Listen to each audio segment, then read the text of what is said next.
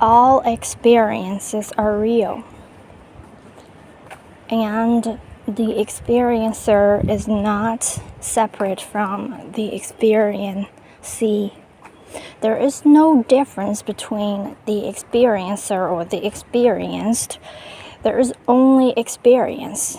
There are no experiencers, no experienced. Only experience exists. So all that exists is but experience. There is nothing that exists that is not experience. And what is experience?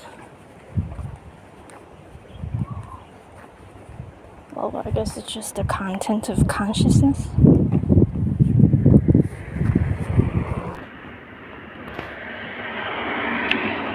It's really beautiful here today.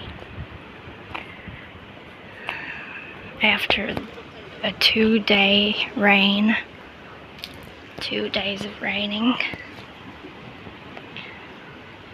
everything becomes clearer within sight. I can see further and more clearly. And the sky is clearer than usual. Everything is.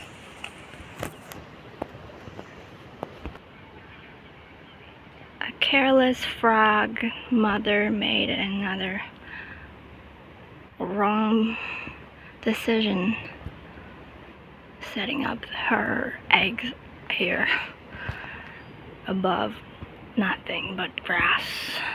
Maybe because when it was raining, the frogs were everywhere. They jumped up here. You know, the thing is, I have never seen a frog. Oh, I couldn't hear them at night. They were really loud. Millions of them. Millions and millions. I don't know if they're millions. Really, really extremely loud. So loud.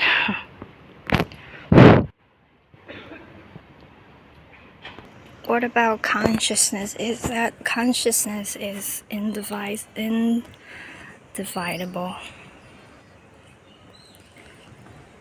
We're one. The content of experience.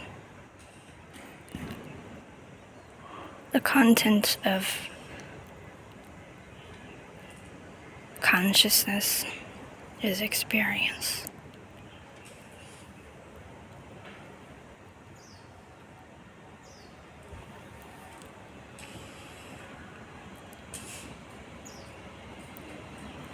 Including the separation between us,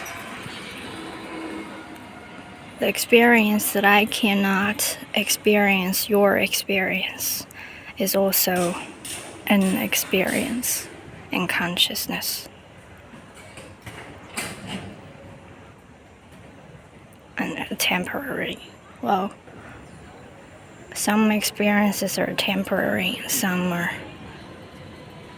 permanent and intrinsic within consciousness, such as the indivisibility.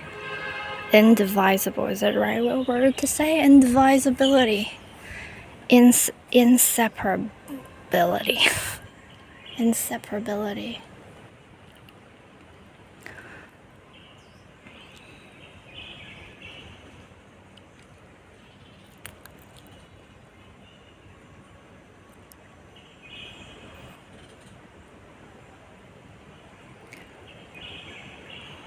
These are intrinsic experience because these are all, well, that's what consciousness is.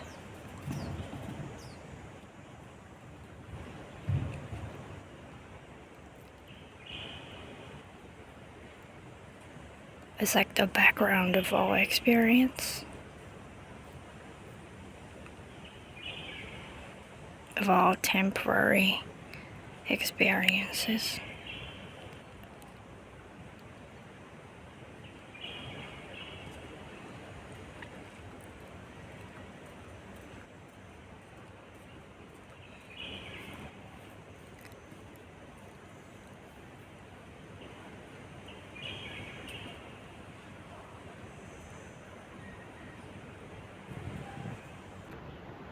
my question is then, is oneness not this bird? Go away! You're loud. You're distracting me. Flopper. What is it? I'll go have a look. The bird is here. Hello?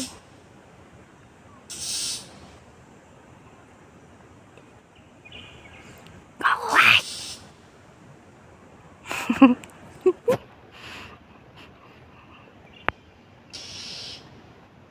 Oh my god, that's terrible noise.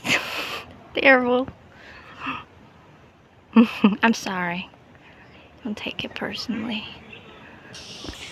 I don't think the bird will take it personally.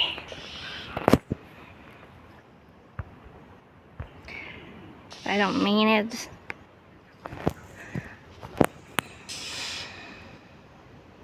Look how beautiful it is here. I can't complain.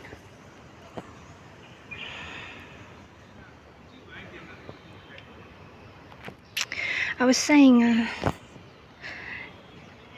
my question is oneness always experienced by all, like me now? Am I experiencing oneness? If you ask a passerby, have you experienced oneness? They would say, what the hell are you talking about? No. What is that? I've only experienced me. Being me. The experience of all of us being one, only one. Or exactly what is the experience of oneness? Is that what is that? Man, even the stone is so pretty. Oh my god. Love it.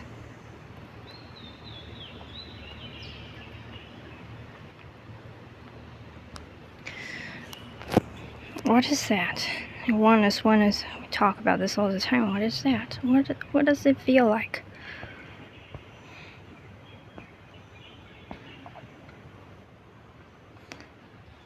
Well, some would say it's the observer behind every person, which is all of us. We all, when you think, you have your thoughts and feelings. When you're sad, you're a sad person. You do things that sad people do. When you're angry, you do what an angry person does. You become an angry person. And the thing is, all that you do, all that you feel, all that you experience is being experienced by you as the observer of all of your experience. And that observer is consciousness, is awareness. But what I don't...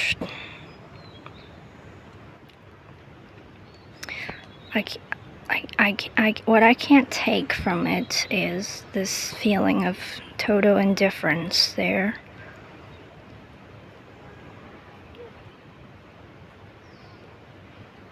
That part of me is eternal,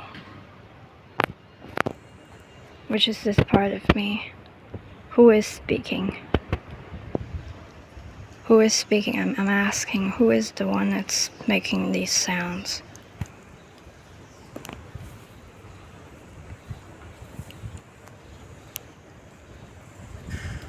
Is there me? In fact, there is no experience of me. I don't experience the existence of a self. What is me? All I experience is I have thoughts. I experience the urge to do things, or I do or not do things. Oh, you would want to say the experience of the self. No, not right. There is no experience of the self. Can you find the experience of the self? Have you ever had the experience of yourself? Isn't all of your experience the experience of your life? Like other people's, like a noise, a voice, a sound, a taste, a feeling, a sensation, an emotion. That's all we experience. That's all, literally all, everything. That's all. All is there. That is all. That is all that we experience. There's no self here.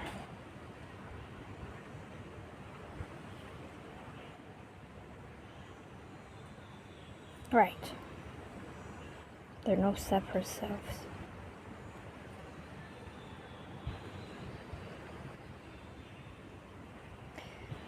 And among all this, is the experience of consciousness, which is inseparable. Ah, you started again.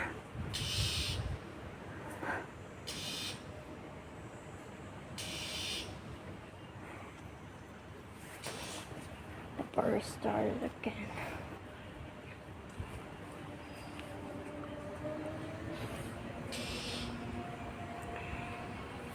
What bird are you, after all?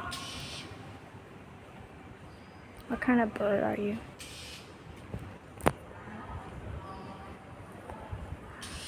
Never seen, I can't recognize. I'm not a bird person. Like, I don't know much about birds, even though I watch this video, this channel of a bird person.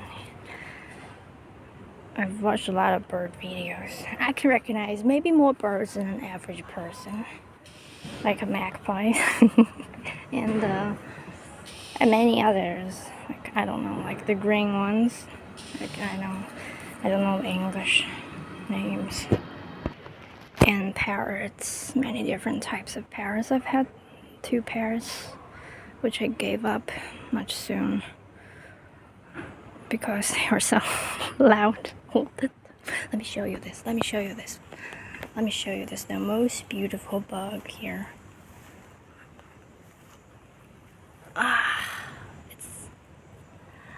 Come on, focus, camera, focus. I beg you. Yes, focus for once, please. Come on. Universe, help me focus on this bug. I want to show my... it worked. Oh my god. Like magic. I didn't expect it. But it still doesn't, like... The bird is really pretty. Magnificent, like... It's like high definition, you know? Everything about it. Maybe I'll film it from here.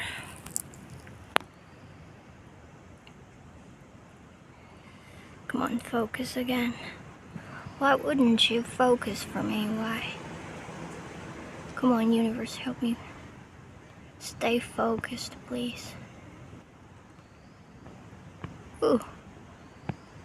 Oh. Come on, come on.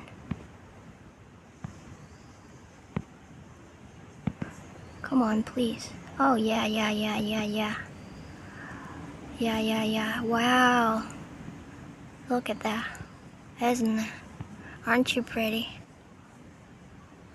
Oh my god. And I think I've heard that it's a type of wasp or what. They're really gentle, like you can touch them. I touched one of them and they weren't startled and they didn't do anything. This one is trying to stay steady. Not.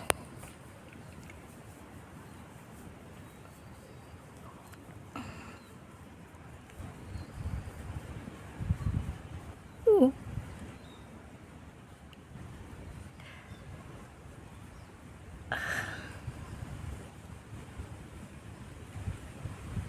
Unbelievable that the camera hasn't lost focus. That's crazy. That's crazy.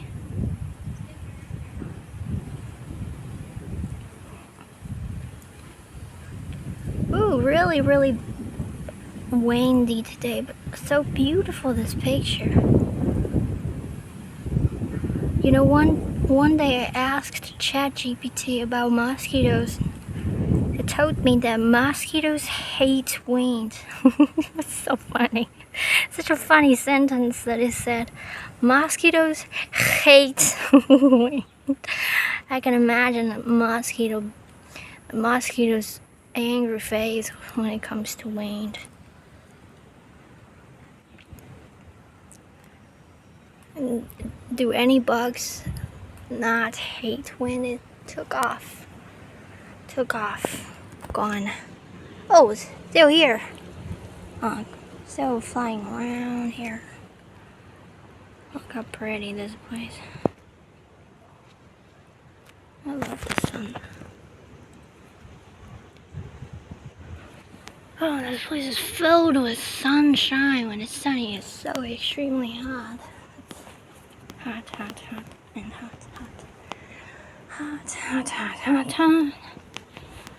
Hot. You can't go out without umbrella.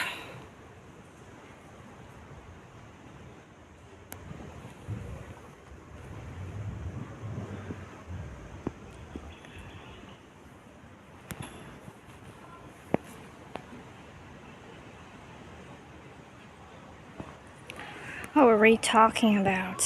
I said, what was it? Look, the bird distracted me.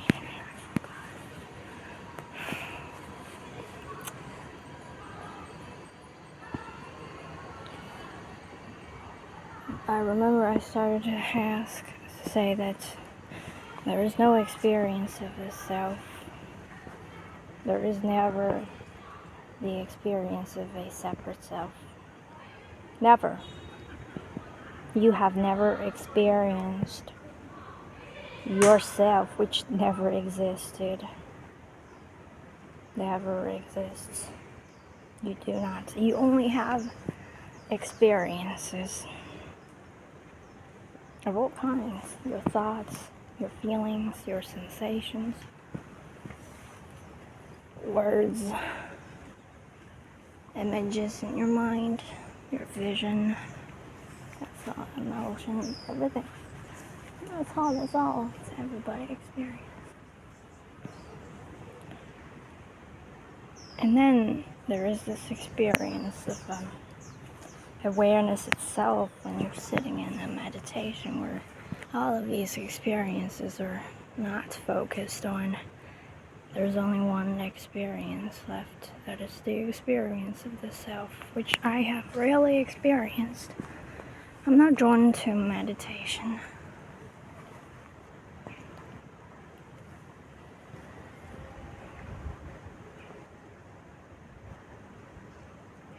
As you can see, my mind is very active and profound, I guess. I love to explore with it, within it.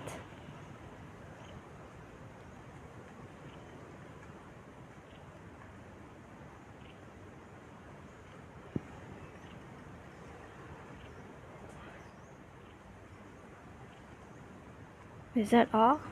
All of the experience? Is there anything else?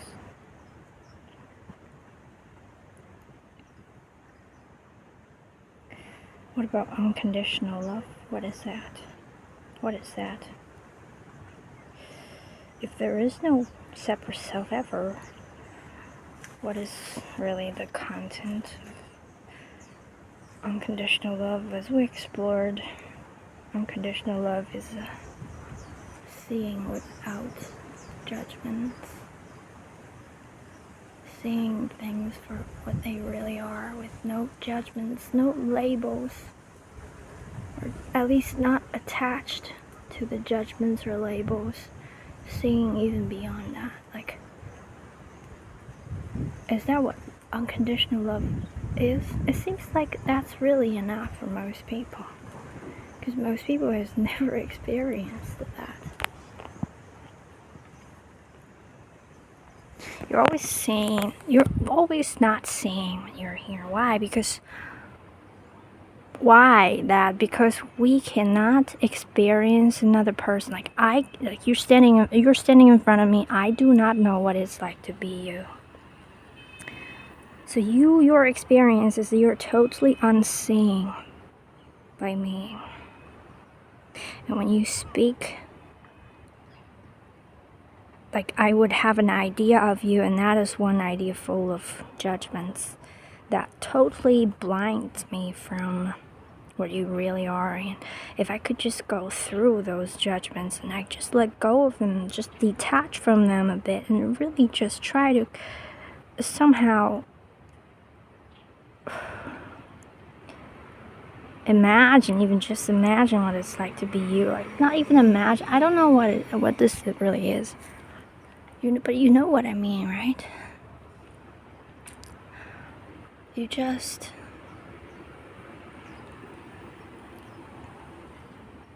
a person. What it would be like is I hear you, I listen to you, and I don't judge what you say or have done from my experience. And that's what judgment is. I don't even have to add from my experience, because judgments are judged from an other's experience. That's what judgments are. If I don't try to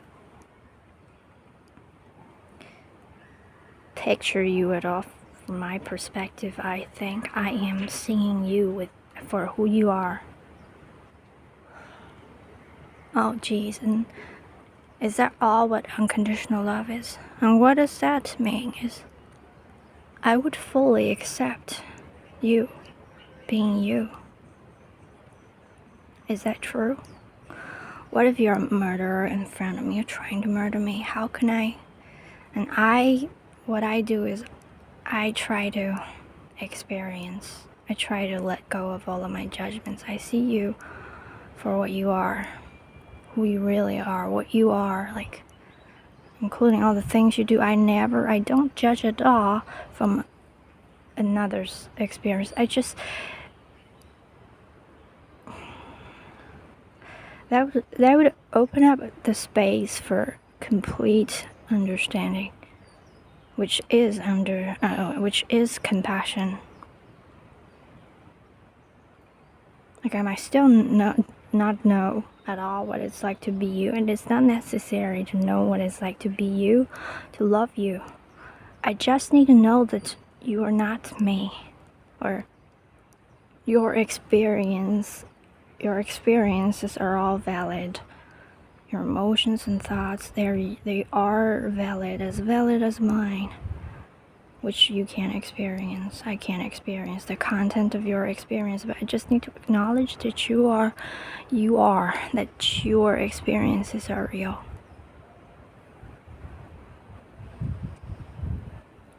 And then I would be able to have compassion for anything that anyone can do. For anyone, not the things. No things, just... What is it then? What is it that we're having compassion for? If there are no selves, what is compassion? Compassion is the state of oneness. What is oneness is that we are all one. The reason why there is no separate self, well, there is no reason why there is no separate self. There's no reason why something doesn't exist. There are only reasons. Because if something doesn't exist, it just doesn't exist, right? There's no reason why it doesn't exist.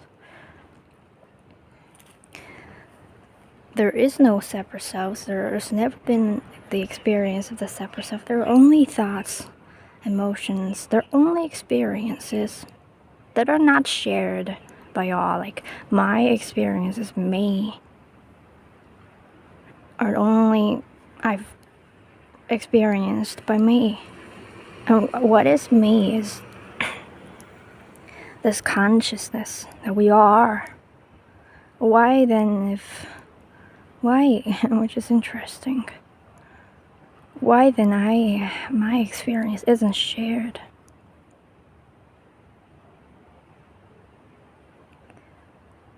Like,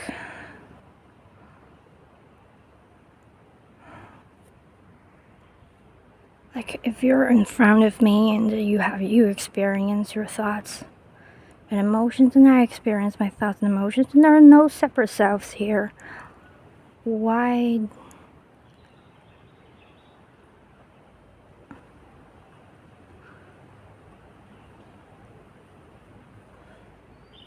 Oh, it's getting really hot. I'm going inside. I decided to just sit down.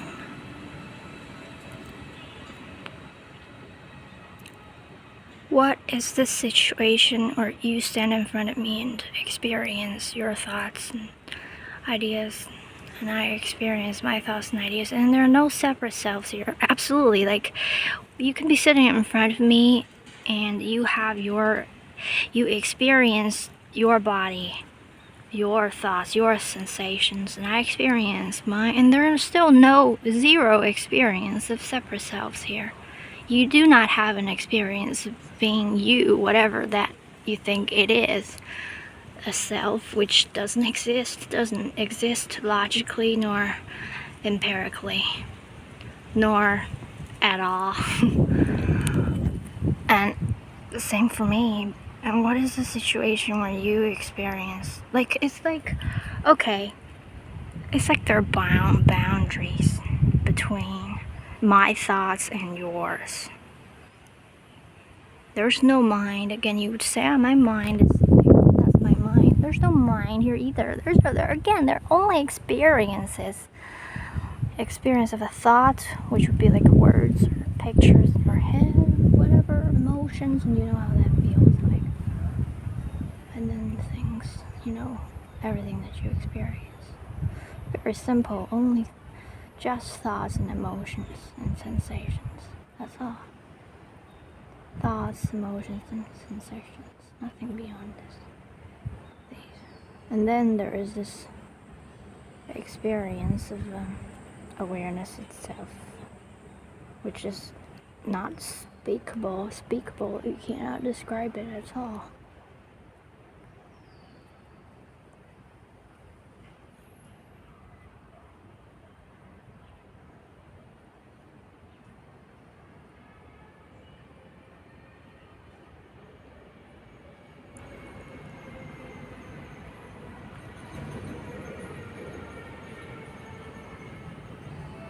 I'm not asking why you can experience your thoughts. That's not my question. My question is, what is this situation where, okay, I don't have to have this specific example. I can just say, I'm sitting here and all I can experience is my thoughts, my feelings. Which are, what are they? All related. Okay. What I experience is the sensations that my body generates by touching, tasting. Like the experience of this specific body. I don't have access to the experience of anyone else's body. Anyone else. Any other bodies. I only seem to have the experience of this specific body.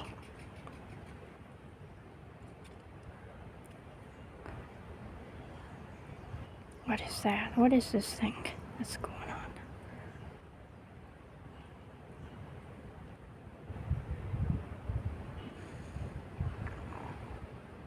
And I have never been able to answer this question. What are thoughts?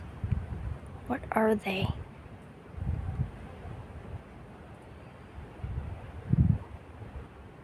They just come and go, and you don't get to choose what thoughts to have the next second or from when you wake up. But you seem to be able to choose, but really, like I was gonna say, you seem to be able to choose what to think about. Like, not exactly what to think about, but what kind of things. Like, you seem to be able to choose, like, now I'm gonna choose to think about ice cream. But the thing is,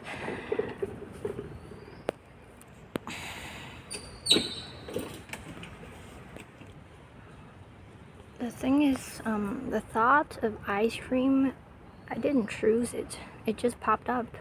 What about right now, I want to start to think something different. Did I choose this thought of wanting to think something different? Like I've been talking.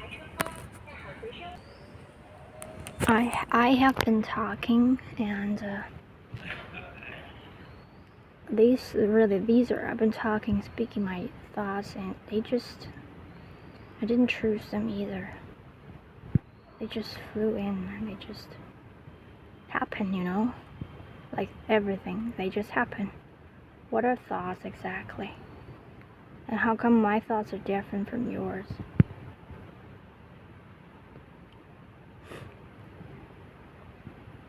There are no separate selves, because there is no experience ever of a separate self.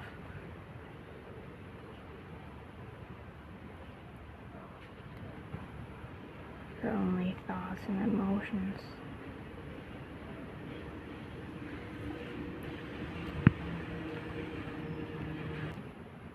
What you really can say is, a mosquito discovered me, and people started to pass by more often. I decided to come back home. Now there's an airplane. Oh no, there are two helicopters outside. What are they searching for?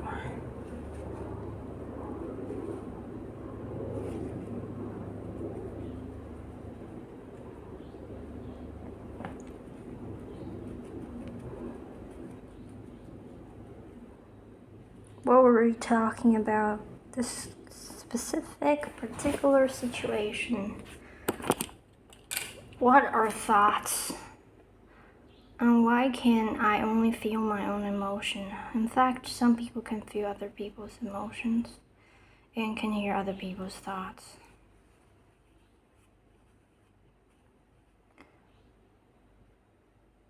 Which is obviously possible if you understood what we're talking about. Consciousness is never the experience of separate self, and consciousness is inseparable, and obviously it's 100% possible. Not just possible, but the most natural state is that all is experienced by all at once. No. The specific experience of separation where we have here is now the very natural state of consciousness, obviously.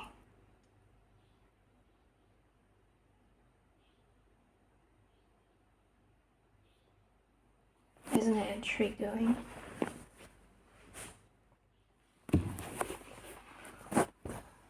Need to turn on my fan.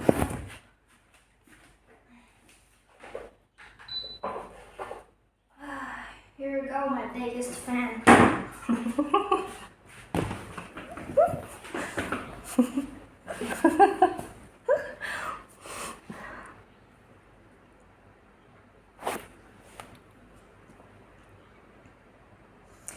What is this?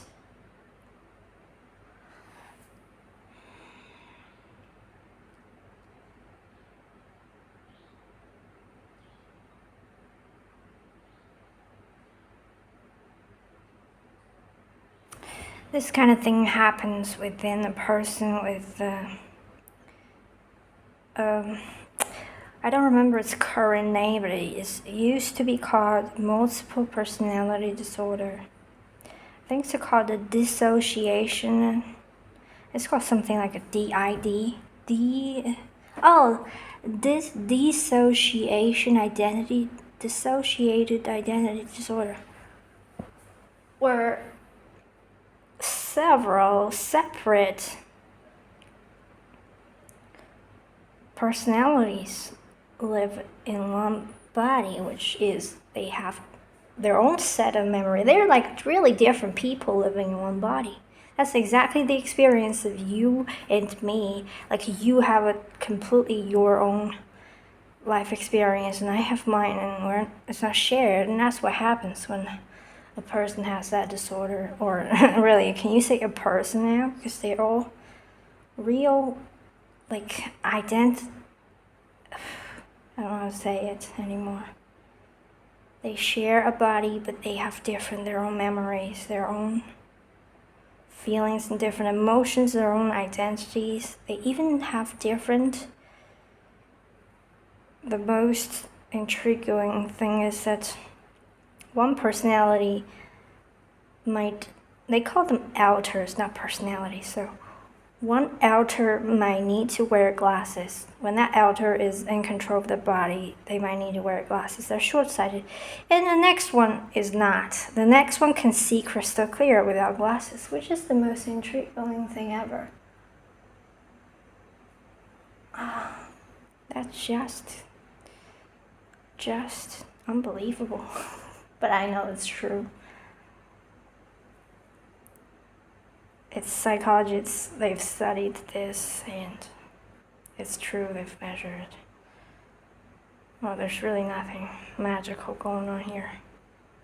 What's magical is that we all believe that the world is physical. Is what magic is.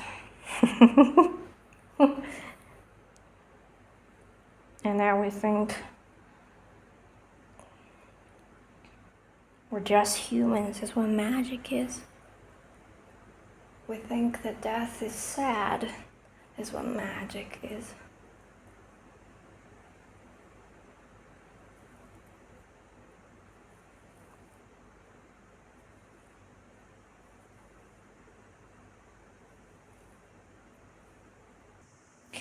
I think I was able to manage to answer this question of this specific situation where I can only experience everything within my field of life experience. I can only be me, which is if you're in front of me, I cannot experience your thoughts, your emotions.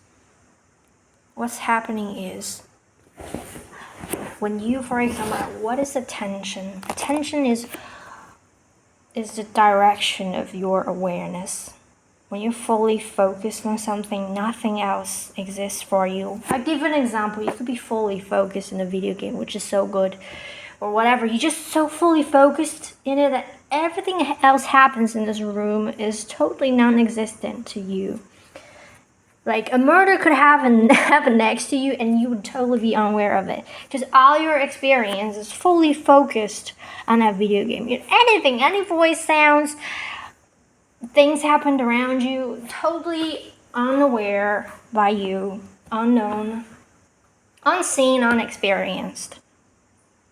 Your whole focus is on that video game. And I think that's what it's like for us. Like, because awareness has its full focus on me. So this specific direction of awareness is fully experiencing my thoughts, my experience, my life experience, everything, my feelings, my thoughts, blah, blah, blah. And you is another direction of the same awareness, but a different direction.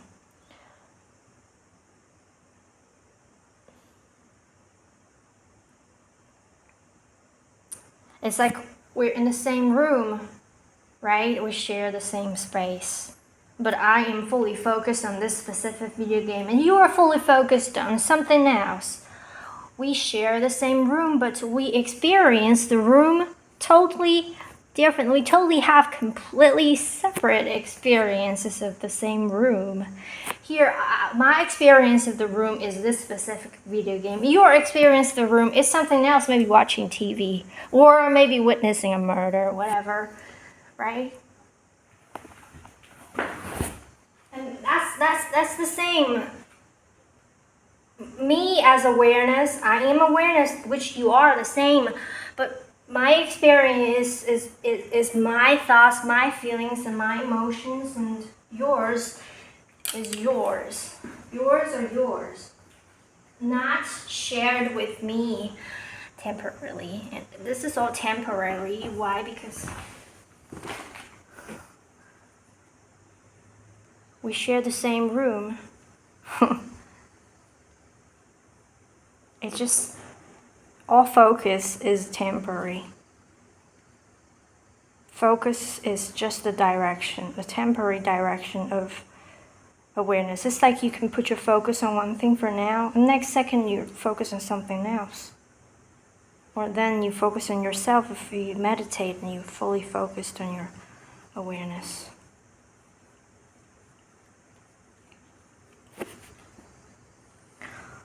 Whew. Feels so sticky.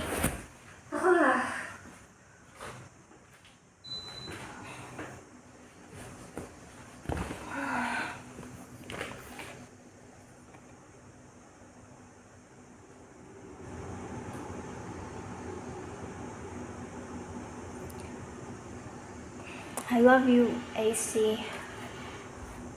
Air conditioner. I love you.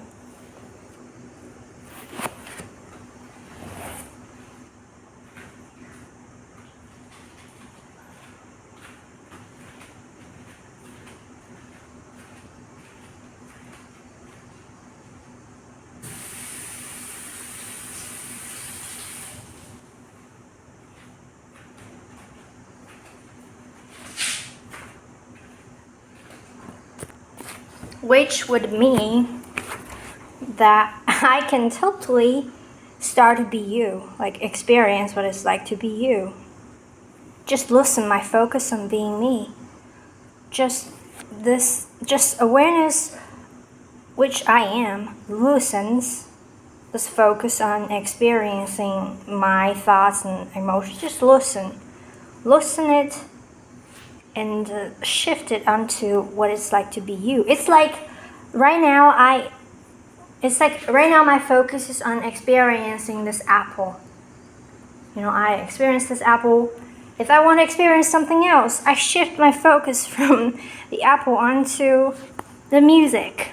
It's like I shift this focus of awareness from experiencing my thoughts, my feelings, onto experiencing your thoughts and your feelings, which is just the nature of awareness. It's not magic, it's not some trick. It's just what it is. Very ordinary tricks ordinary traits of awareness.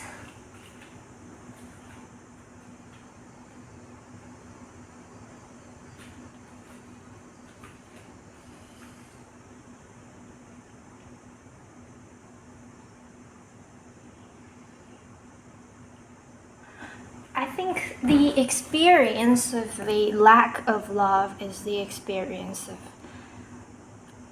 not being seen. Like you can experience not being seen even if you are being looked at.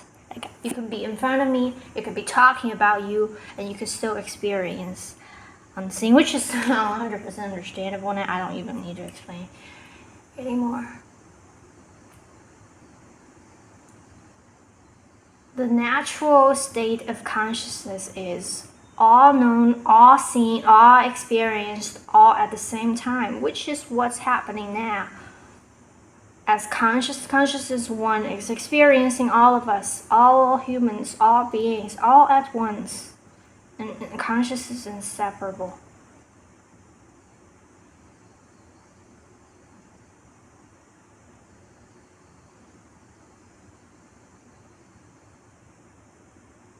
This is really complicated.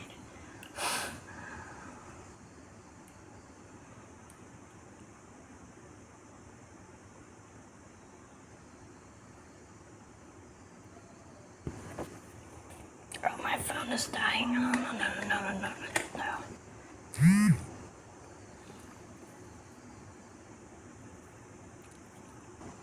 Consciousness is all there is, because all there is experience. And what is experience is what the content of consciousness. This is not what I said, it's what I've heard from someone else. Well, which doesn't matter, does it? There is no I, there is no another. There is just us, one. Who said what? Nobody said anything.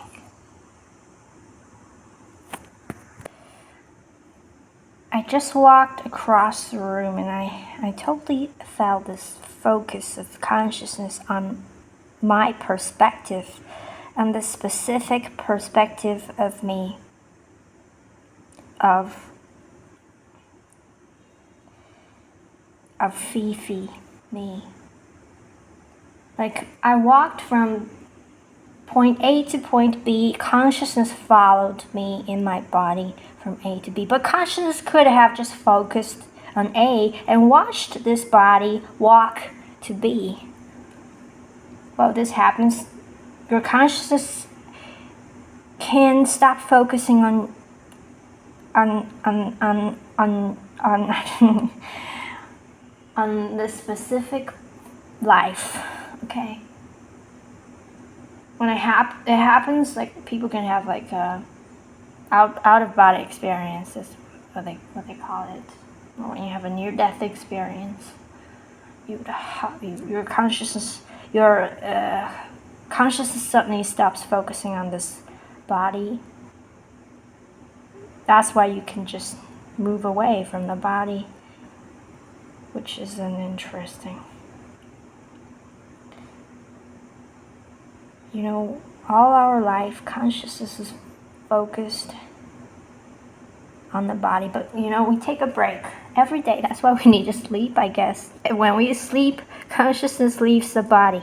Consciousness stops focusing on this life. Not that consciousness is not like,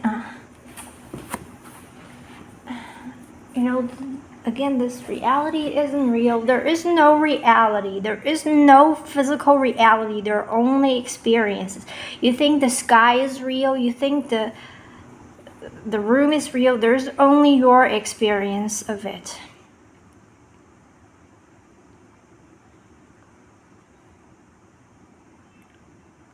And it's a shared experience, which is you are experienced your part of this world, which I have totally not experienced.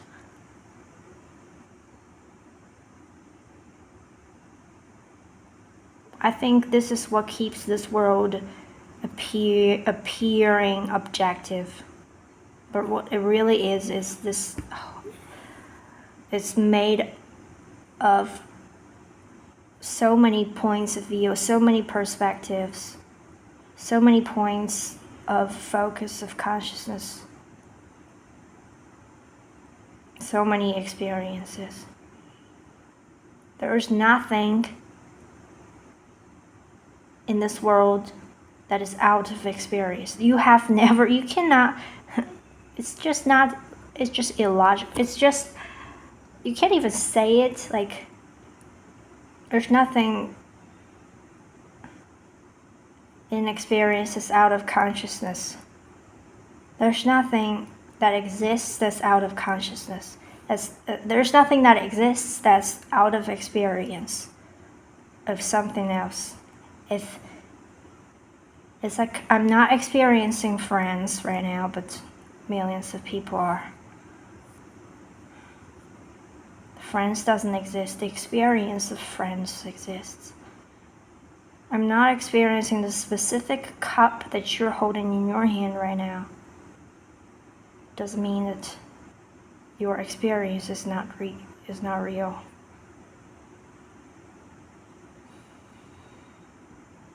It also doesn't mean that the cup is objectively real. When there's no focus of conscious on anything, that thing doesn't exist. In fact, that thing has never existed. There has only been experience. Only being the focus of awareness.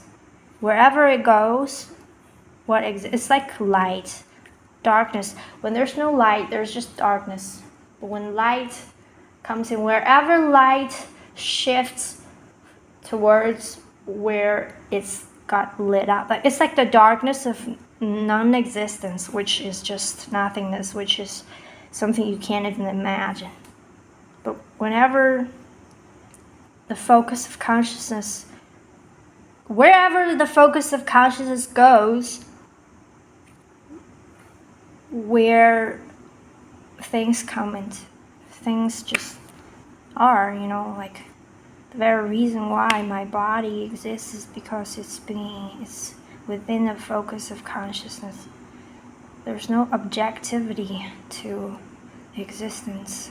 There's no physical existence. There is nothing that is physical. There is only experience. There is no experiencer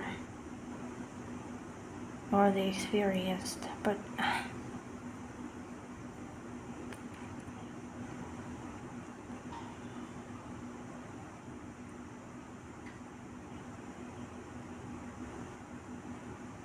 everything is just experience. Is there anything that is not an experience? Is there anything that exists that is not experience? You cannot think of anything.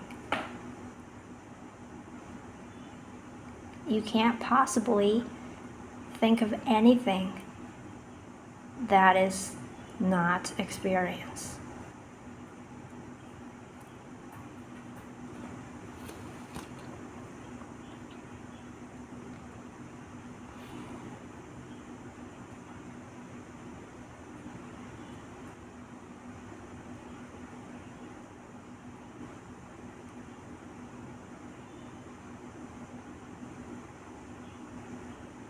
And consciousness is everywhere.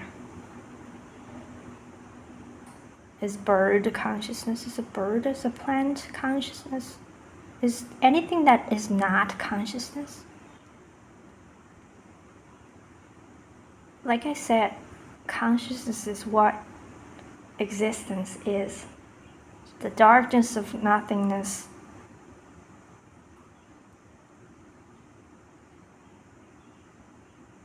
Consciousness is the light that lights up existence. Consciousness is what creates existence.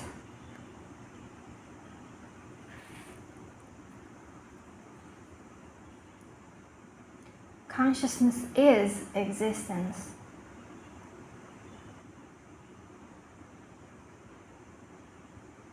We fall into this trap that the world is physical. It's because there's so many different points of consciousness sharing this world. So when you're not looking at something, it still exists because it's being experienced by it's been focused on by another different focuses of consciousness.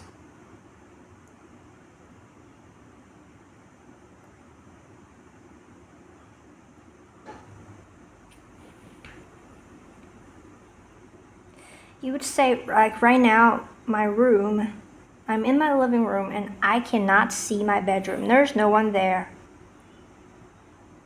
Does it exist? What starts to exist when I open the door and see it? It's there. Now it's not there. How do I know it's not there? Because I'm not experiencing and no one's in there.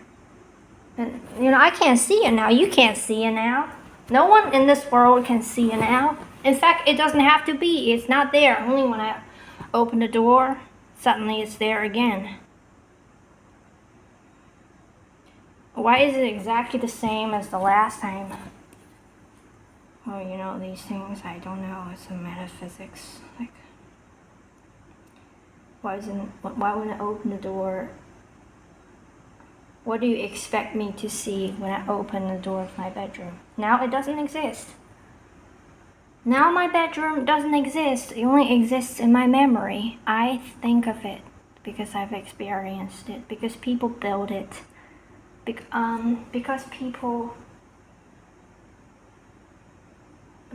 consciousness created it, or whatever. I've experienced it. Right now it doesn't exist, my bedroom. And then when I go and look at it, it's there again.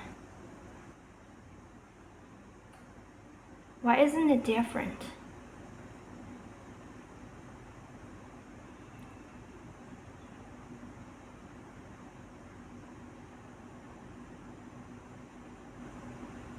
Why would it be different? Why would it be different?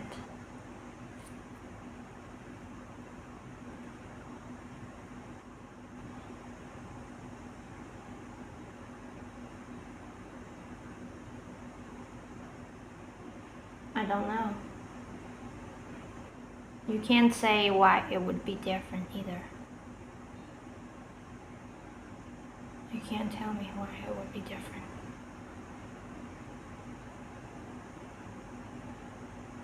It will be there because I would open the door and look at it.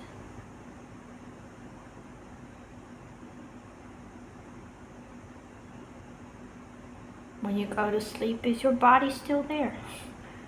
When you're totally unconscious, not unconscious, when you're conscious totally is not focused on your physical body anymore, you're dreaming, for example. You're deep asleep, dreaming or whatever, is your body there? Why when you wake up it's there again?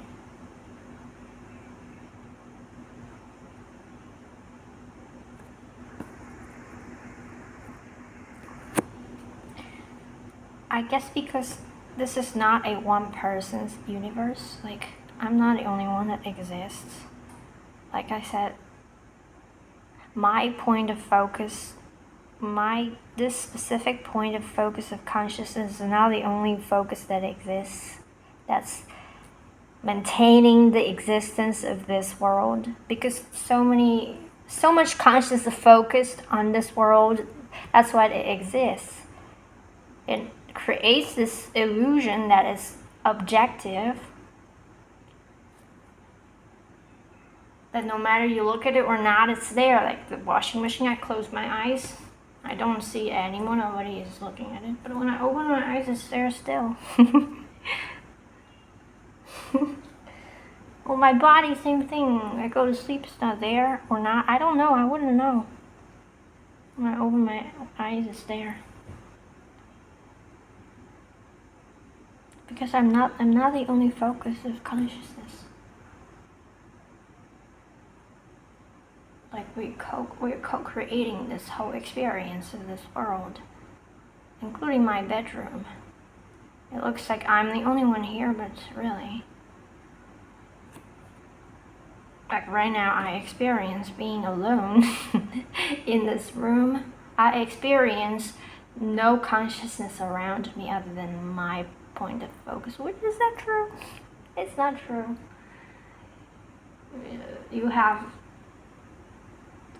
other dimensions of beings surrounding you from your birth. You have, like, I don't know, just so many things you can't perceive through your physical sensations, your eyes, or just through vision, which is just, you can only perceive this specific reality that is Earth. But some people can see things, can see spirits, can see things that's outside of beyond this dimension. Everybody can, obviously. If that's what you're drawn to, you just, practice a little, you would be able to see.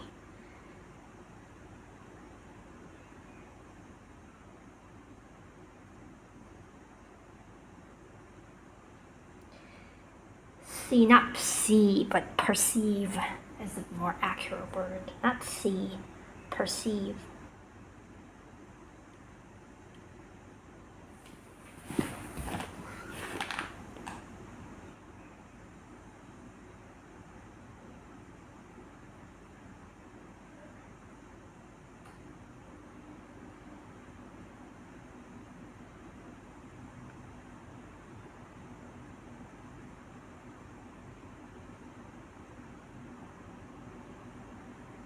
By the way, what I know is what I've learned, which is mind-blowing, is that planets are conscious beings as well, just like us.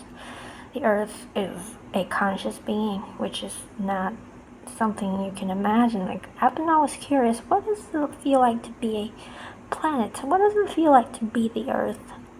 And the moon, I don't know what about the moon, but the moon is really mysterious. And every planet is a conscious being. It's just like every human being is a conscious being. Every planet is a conscious being. Well, can you imagine that? What it's like to be a planet? What does it feel like? I can't even imagine it.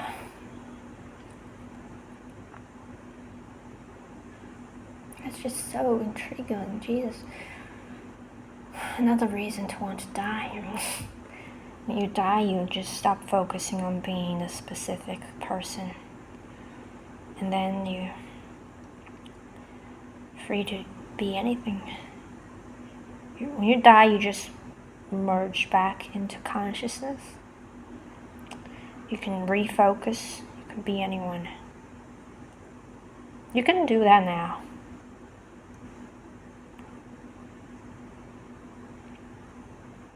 Just by an intent. You know, people can like astral project. You can travel to different planets, different dimensions. Or you can just do drugs, which can help you loosen focus of the specific life, and you can have other experiences.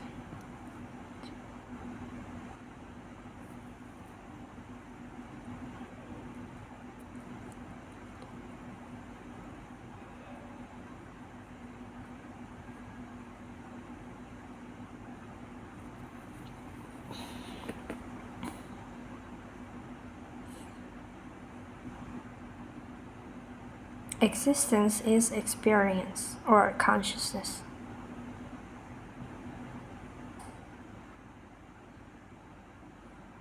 As a matter of fact. There is nothing that is objective. Objectivity really is a concept invented based on this never investigated philosophy of physicalism.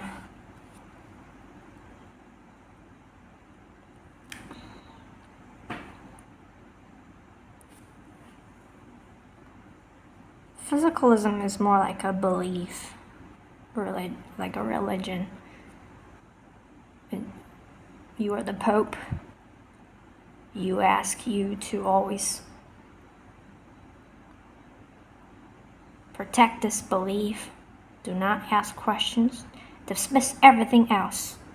Anything that challenges the belief of physicalism will be dismissed, will be treated with the highest level of dismiss, and will not be taken seriously.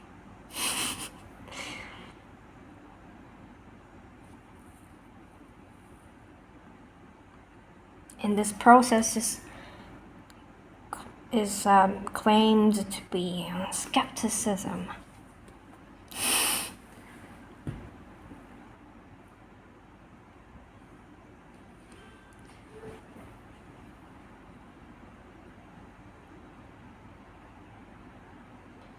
I guess most people have experienced, almost everyone has lived a life based on a physicalism philosophy.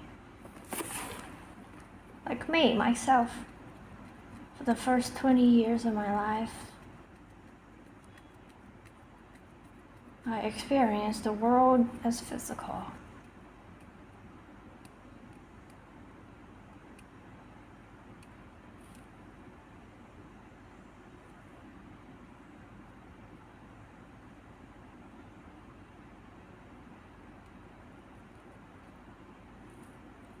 Experience is wide.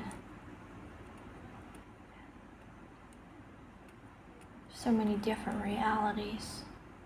Even a different person's experience of life is so different.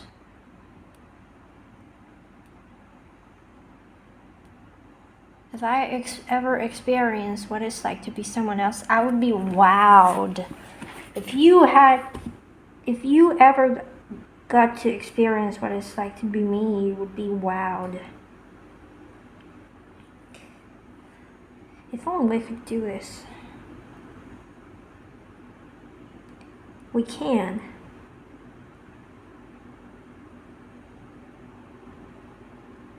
You can if you want to.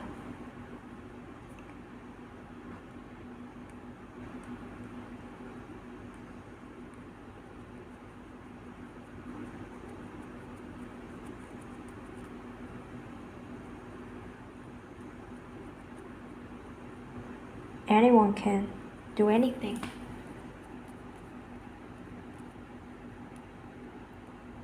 Because you can imagine anything. Imagination is existence. We imagined this world. We created it. How does consciousness create? It imagines. How do you create something in your mind? You just imagine it, right? You just think up a story. Imagination, we imagined things into being. And if we stop imagining it, it's not going to be there anymore. Like, it has never been there. It's all just imagination.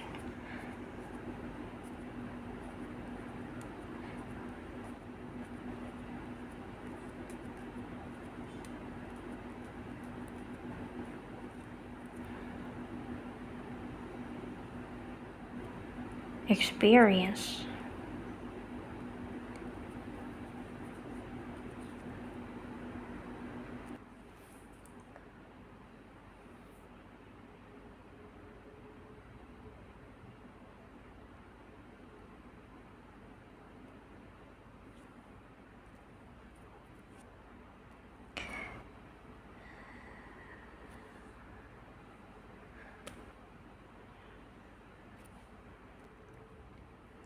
What is love?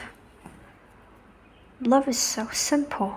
It is just me fully recognizing your life experience, not filtering it with any of my stuff, not deciding what should or should not be, but fully recognizing your experience, not trying to change it in any way, because why would you change something that already is?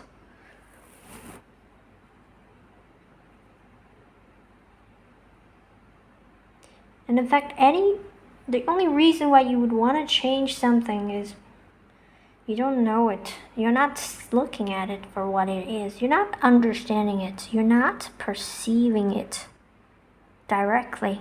Always through your filters of your thoughts and emotions, which we do. Because our thoughts and emotions are all of our experience.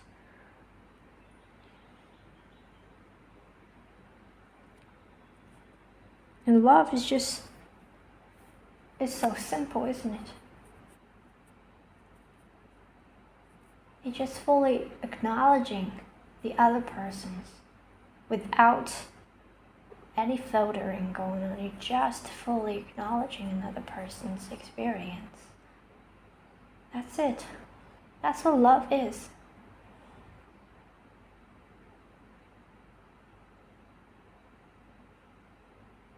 Of course, if you fully acknowledging someone, of course, that's not off. When you do that, when you fully acknowledge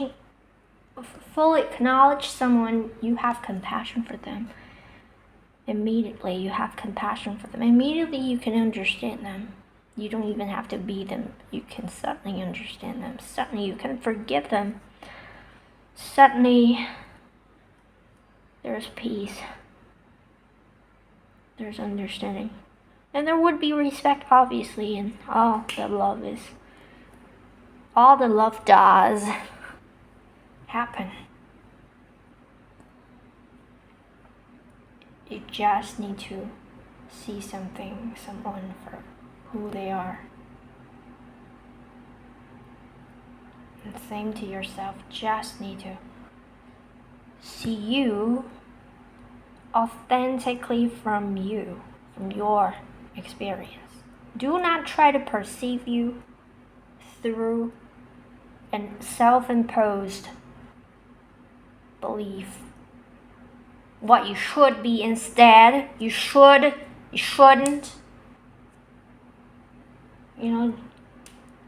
Give up on all of that. Catch yourself when you do it. Catch yourself whenever you say you should. Catch yourself even when you say, I shouldn't be judging myself. No. You always should do everything that you do.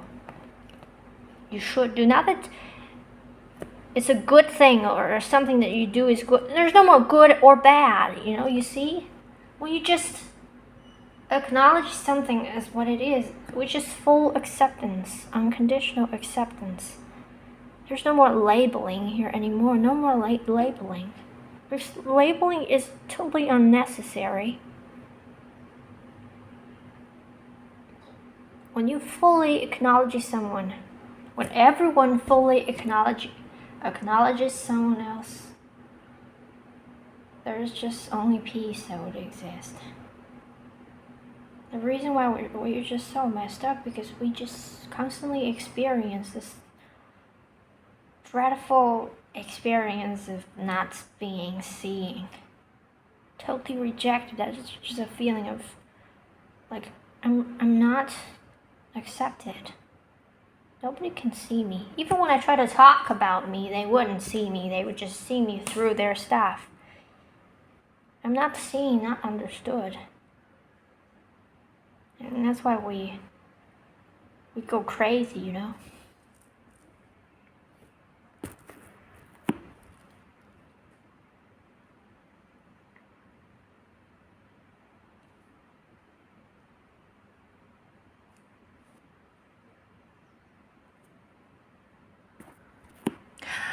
And then now is the most intriguing question.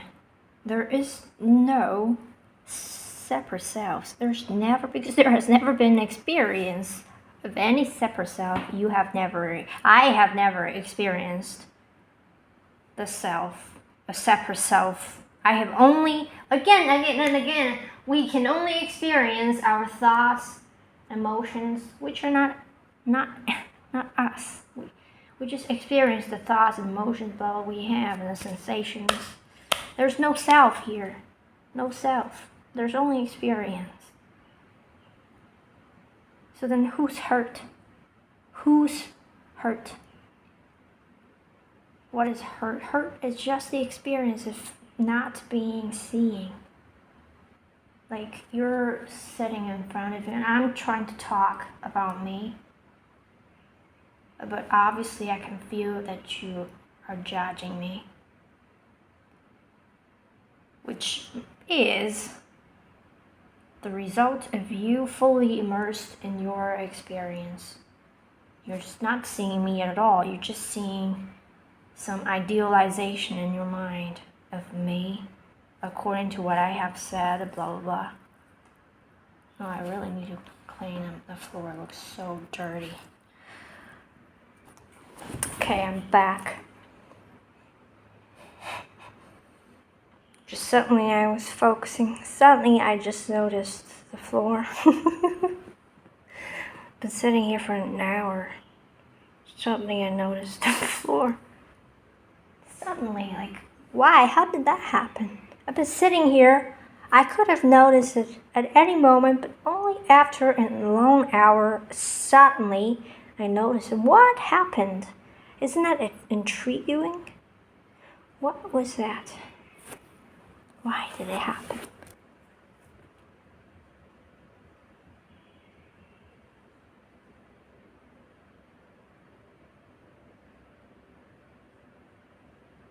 That's just my assumption when I said where focuses of consciousness. Well, I didn't invent this. I have heard this from someone else. I just never,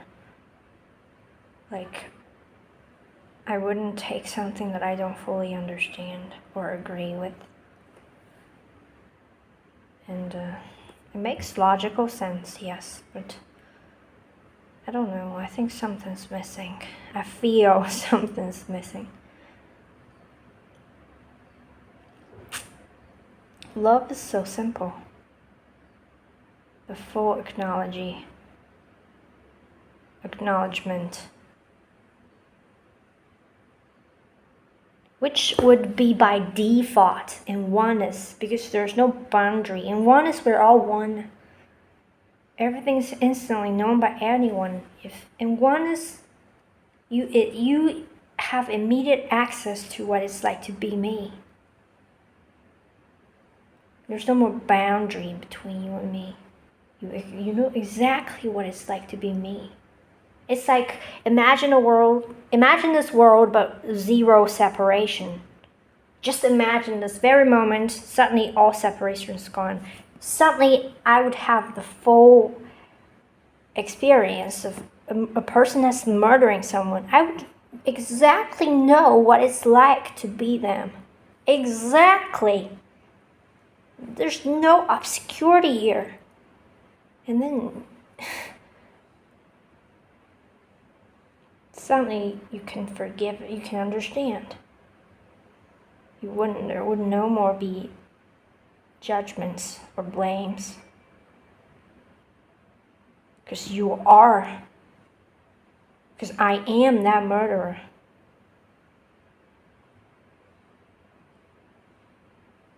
Now,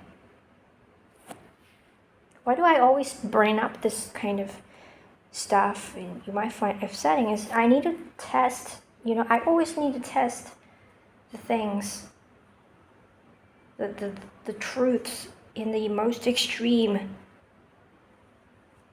situations. They would have to apply. If they apply to the most extreme situations, then it applies universally. And sometimes some things just would easily apply to just an ordinary life situation, but it just not easily apply to extreme situations. For example, I can be talking about love, but when it comes to when I'm really angry at someone, when it's really easy to get judgmental, you just need to it just becomes much harder than you thought, right? I talk about love all the time, but I'm still a judgmental person because I still get lost when I see someone say something. I still get mad at them. And I still punch them in my head. And only after suddenly I remember everything that I've been talking about in these videos that I made. Even when sometimes when I remember these things, I still wouldn't be able to calm down because the anger is still there. And what you can do is just you do not repress the anger. You just feel it. You never ever repress your emotion. What it's like to repress an emotion is you're intentionally trying to ignore a part of you. You're intentionally not acknowledging a part of your existence, which is just, you're not loving. What love is, just full acknowledgement, and you're just turning your head away from a part of you. I don't want to feel this jealousy. This is ugly. And again, what are you doing? You are judging yourself. I don't want to feel anger. I'm so ugly here, feeling this anger towards these people. Well, I talk about love on the internet, but I punch people in my head, and that's so ugly. You're judging yourself.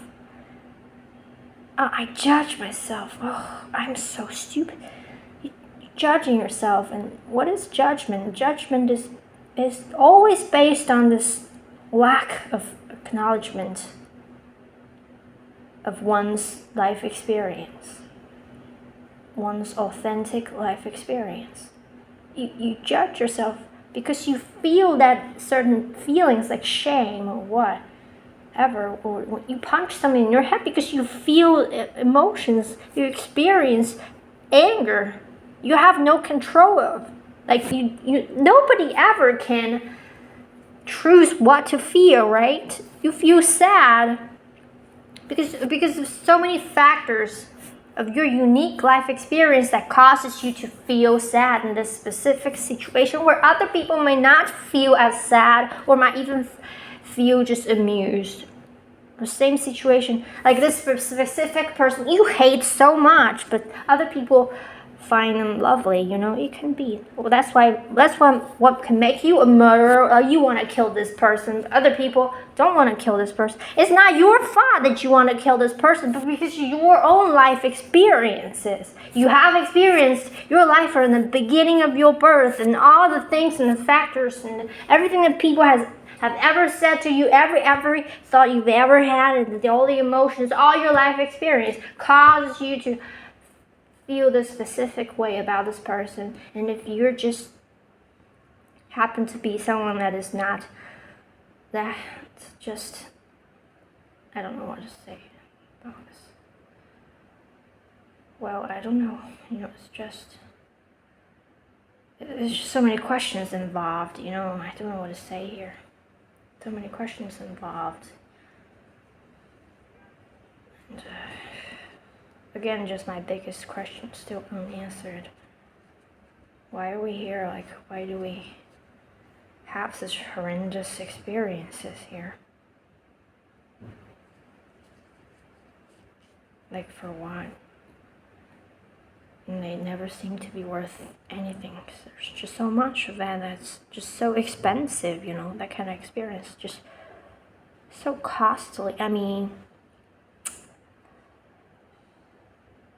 those most horrible things that happen here, like, you can never say they happen because they serve a purpose. Like, whatever purpose that is, it cannot be worth that kind of experience. And like I said, all experiences are real. Like experience like grief. I do know death isn't real. Your loved ones are not dead and gone. That's not real, but your grief is real. If you're not someone spiritual, you don't know about life after death. You don't know about near-death experience. When they die, you experience excruciating grief, and that is just one of the most extreme experiences that we can have here. And why do we have that? And it can last for a long time. Oh my God. Even if I have never experienced it, but I can totally imagine it. Am I imagining something wrong? Am I over-imagining? Maybe it's not as bad as I'm imagining it to be.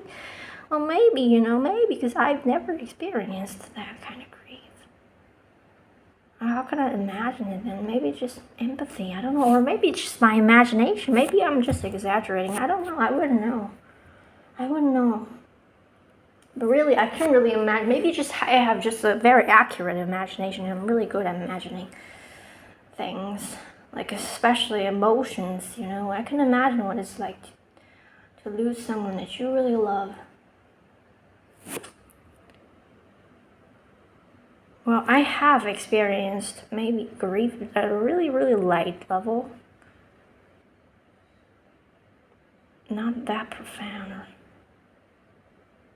I guess it's like when I think maybe I could explain this, which is when I watch movies or when I just do fictions, and when I read or watch the character, I mean, I can just feel fully. I always feel fully what a character feels in a fiction.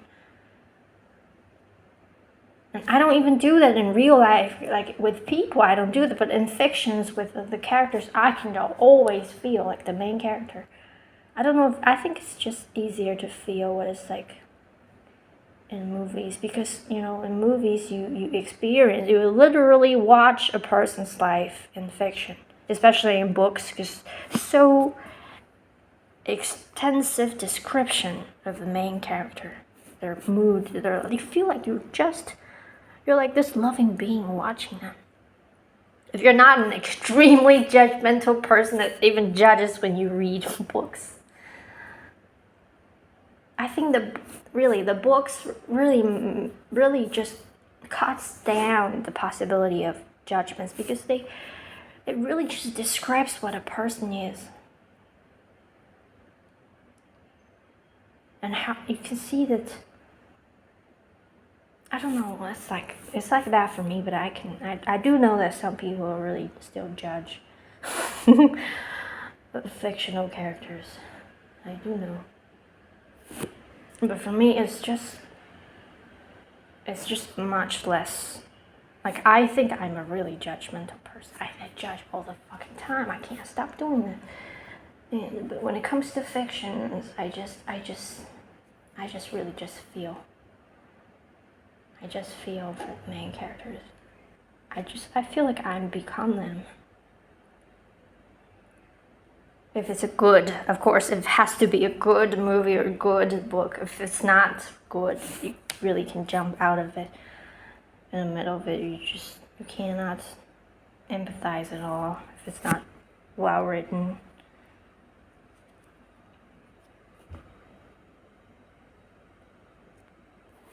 Thankfully, I'm extremely picky, so most of the fictions I've experienced are good. I think, yeah. I have many movies I really loved. Unfortunately, I like watched the best movies at a very early age. Now I've just run out of kind of like run out of good movies to watch. So now I have to risk. I don't know. Like now I would maybe watch 10 movies and 3 to 5 of them are good.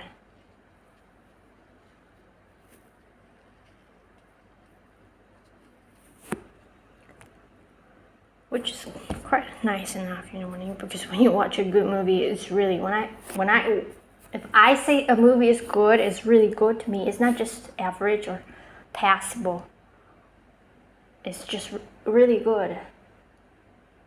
And because I have such a refined taste, because I'm someone that's really focused on this emotional level or an abstract. I don't know how to describe it, just like there are many movies that are caught good, but they're just really quite superficial. Like, I mean, the movies are really good, like the plot's really smooth, everything, they're logical. But still, it's not deep, profound, but they still get really high scores. Such as this movie called Racket, Ralph. Oh, yeah. I watched it when I was much younger, like, let's see, not much younger, just a few years ago. 5 years ago. I don't know, like, oh no, maybe 7 years ago. And I think I found it really good. And then the other day I just watched it again because I totally forgot what I talked about, thankfully. I'm grateful for this ability to be able to forget so I can just revisit some of the fantastic movies I watched. And I rewatched it, I just found it an incredibly superficial movie. Even though it still touched me, like some parts of it, like the last part of it was touching. But the rest of it was just, you can say it's smooth, but really shallow. Some parts even kind of disgusts me, because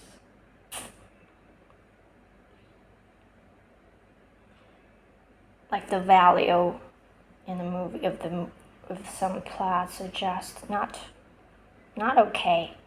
I know that the directors didn't do all that intentionally. It's just a subconscious thing, unconscious value that many people share, that are present in many artworks, such as movies or books, whatever.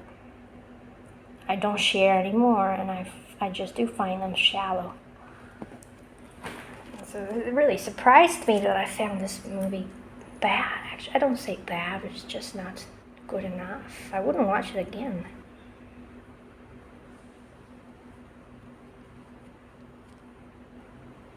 And there are some other movies that I knew to be good, and I would watch again after I've almost forgotten all of it, and it still ended up being really good. There's this Japanese movie I would really like to share with you. That's really one of my favorite. I watched it like years ago again, and I watched it couple months ago still good. And good in a way that is just really, really touching. It makes you feel so much love. I forgot it's Japanese. It's Japanese, I don't know, it's an English name, English title.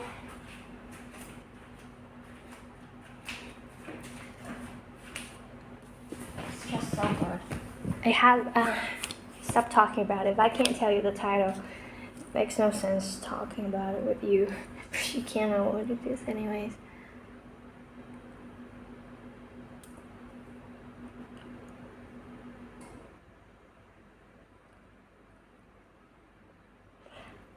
It has like a anime series. It started as, I don't know if it started as manga or anime series. I think it started with as anime series, and then it was made into a movie. Real people playing real people, not cartoon. You can ask ChatGPT. It's about a young man adopting the little girl that was his deceased grandfather, which is kind of mind-blowing in the beginning, but it's just extremely loving. And you ask ChatGPT, I think it'll be able to tell you what it is, because this very particular plot.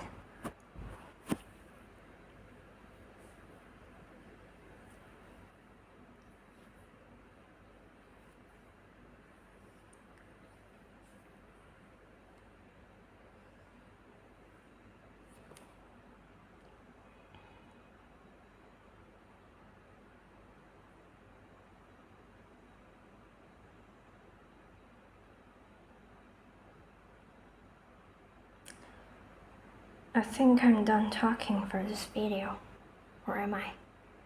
I just, for many times I paused and I just thought, and then I started recording. So it's a video made across maybe 3 hours. I don't know, even if it's just a 1 hour and a half video. Ooh, it started to be. Ooh. Oh my God, it started to be cloudy again. It's gonna rain again, which is great, just cool it down. I can't imagine yesterday was so cool. I mean, right now it's still cool. Is it? Well, I have my AC on, so it's not.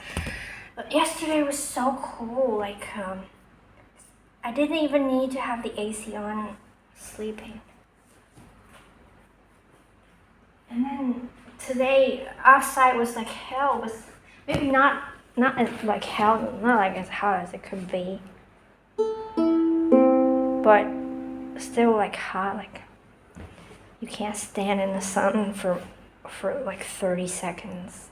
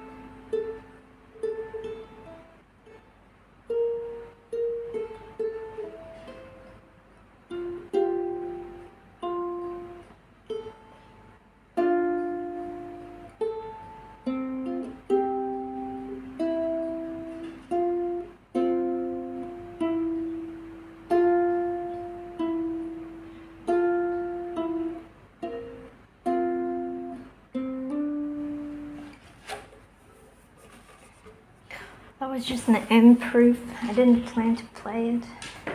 I just saw it there and I thought I could play a little. When I first bought this instrument, I was really excited and I was passionate. For over 3 months, every day I would play it. For like 5 months, and then suddenly I just don't feel like playing it every day anymore. Stopped playing it. Even when I play it, I don't feel really good, like excited or passionate. Just to pass time, just to play a little, and not to pass time, just to play a tiny little. Just not fun, you know. It's just, I guess. Playing music is not my passion. I've tried so many instruments, not many, but even this very specific thing that I thought it would be my passion. Like I wanted to play the piano since I was 6. Forever, ever, whenever I saw the piano, I wanted to play it. Suddenly, last year, finally, the year before last year, I had a chance. So I got an electronic piano and then I played it passionately, I guess, or not. Or just discipline, really. I asked me to just play for at least an hour a day for 3 months. In the first 2 months, I guess I played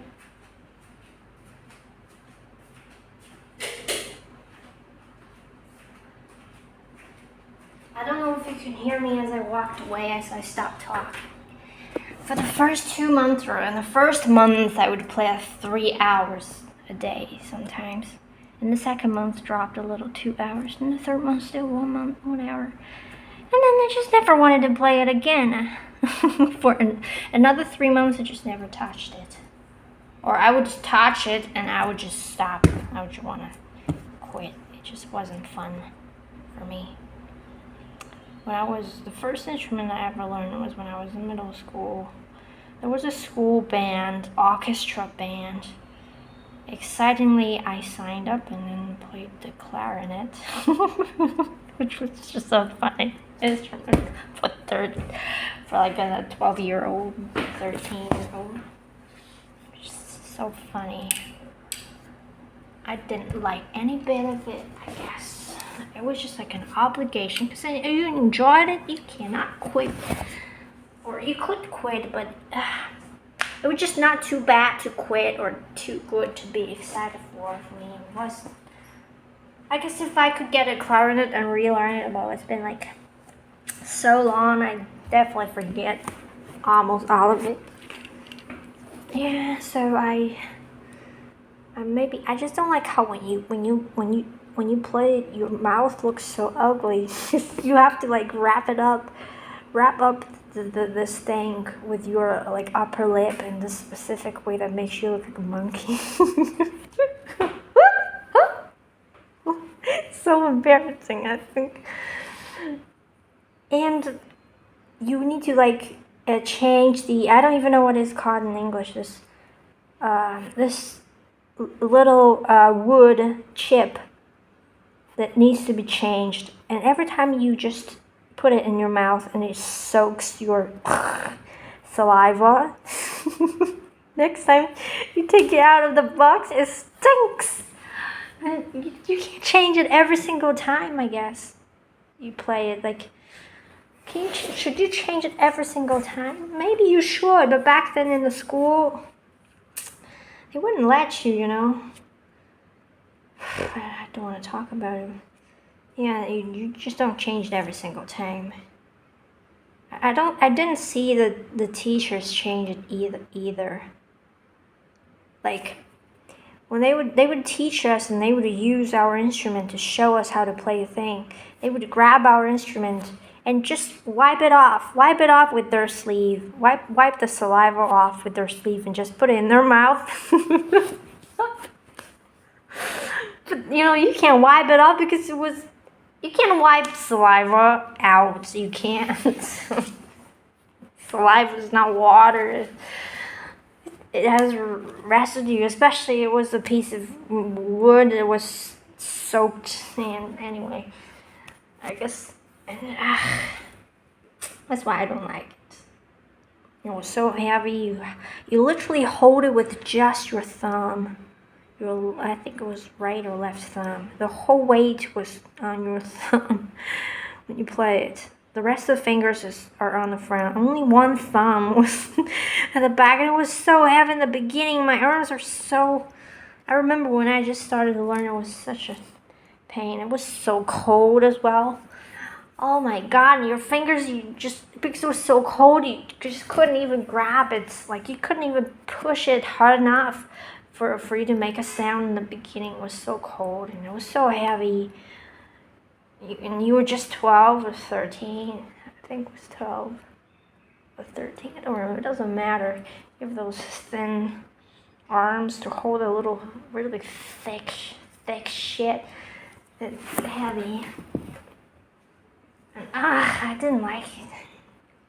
Right now, if you ask me to play it again, I think there's a different type of clarinet that doesn't need this wood chip, then I would play that. If it needs a wood chip, I don't like it. I don't like the smell. I don't like the feeling. And then I tried the guitar, which I really didn't like. In the beginning, again, I was passionate. I would go and practice every day for half an hour. The most basic practice that you need to practice every single day. I would, and then I didn't realize that I hated the sound of the guitar. Now I know it crystal clear. I hate the sound of the guitar. I hate it. It always has this metal noises around the edge of its sound. I don't know if you can hear it. I cannot tolerate it. I don't like it. And then I tried the piano, I told you. And then now the ukulele is good. It's better than the guitar, even if it looks just like the guitar but smaller. But its sound is totally different. It's not metal. I don't know if it's because the string is not metal. It does not have that very annoying sound of the guitar. I hate the guitar. I hate it. I hate the guitar. I hate it so bad.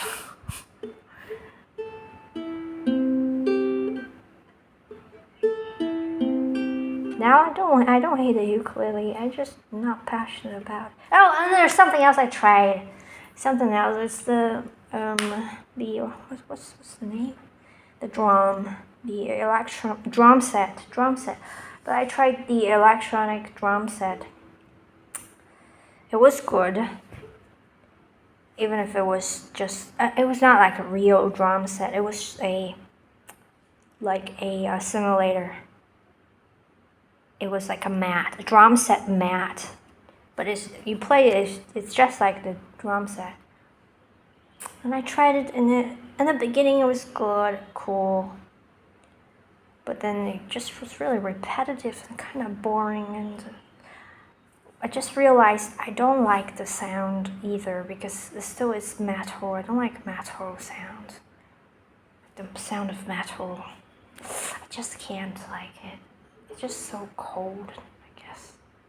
It's just too sharp. It's not warm, that's what I mean. It's sharp, not warm. I like warm sound. And the guitar, the ukulele, I don't like the sound when you play with the nails. I never keep my nails. I always play with just directly the flesh on my finger. It's warm sound. But if you just play with something hard, like your nails or something like this, it becomes similar to the guitar sound. It starts to become annoying.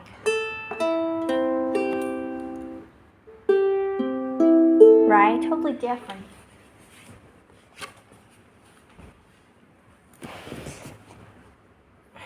I need to turn on the AC. I'm still sticky as... Oh my god, and this sofa happens to be, which is great, artificial leather, so if you get sticky, you can hear it. Like when I stand up from the sofa, just my ass sticks onto the sofa, and then you have the sound of stickiness. I take a shower every day. I don't want to do it more often than that.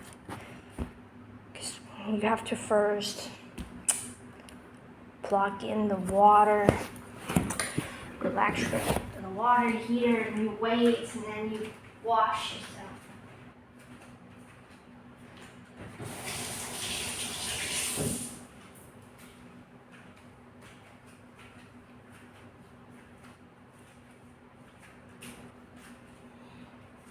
I would still, once in a while I would miss the drum set, and I would think about maybe I should get it again. But I know I've tried it. The one thing about me is if something I tried it, I didn't like it, I wouldn't like it no matter how many more times I tried. This was proven to be absolutely true through the experience of video gaming. I've played like hundreds of video games, and some games, the good games are those, when I first play it, I love it. And there's some games I just can't get into. Just within the first 30 minutes or an hour, I would give it 2 hours. I just don't enjoy it.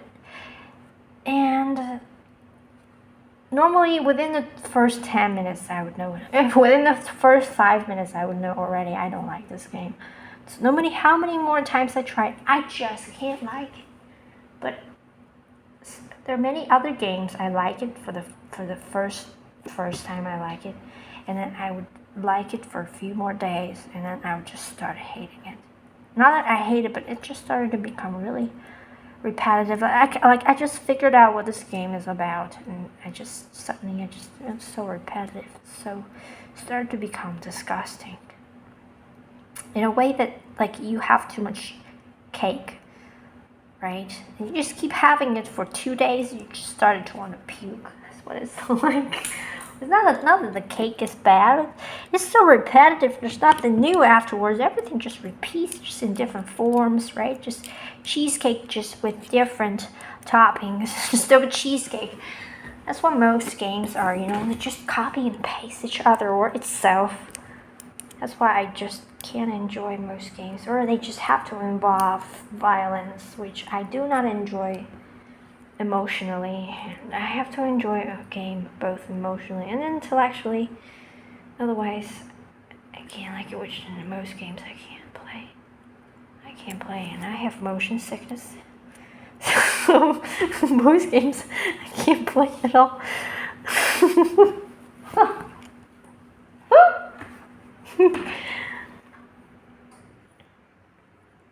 Which is great. Most games that would make me feel motion sickness are also games that involve violence. Like the first person or the third person always are violent. Always have violence. Always. Tell me one first person or third person game that doesn't involve any violence. Any. I'm saying any. Any combat. Any killing. Any hurt.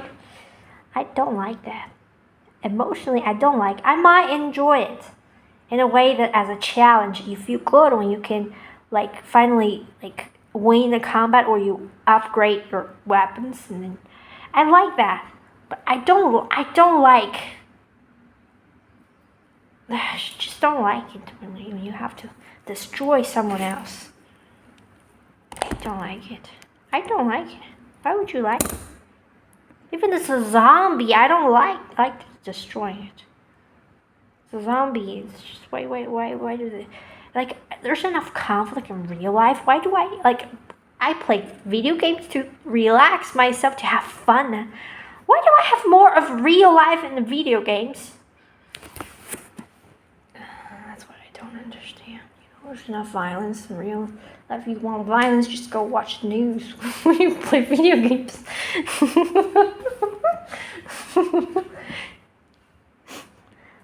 Anyway, that's just my personal opinion. I think people don't enjoy it either.